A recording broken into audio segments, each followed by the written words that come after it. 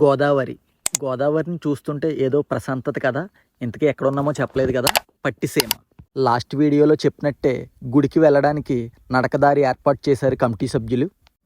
నీట్గా గోదావరిలో స్నానాలు అయితే చేసేసి శ్రీ వీరభద్రస్వామి దర్శనానికి అయితే బయలుదేరాం. గుడికి వెళ్ళే దారి చాలా హడావిడిగా ఉంటుంది. ఇక్కడ ఈ సంవత్సరం గుర్రాలు కూడా పెట్టారు. గుడిలోకి వెళ్ళడానికి ఖచ్చితంగా దర్శనం టికెట్ అయితే తీసుకోవాలి. చాలాసేపు లైన్లో నిలబడి ఆ వీరభద్రస్వామి దర్శనం అయితే కంప్లీట్ చేసుకున్నాం. గుడికి చాలా ప్రత్యేకత ఉంది. ఇక్కడ అంతా రాతి కట్టడంతోనే ఉంటుంది.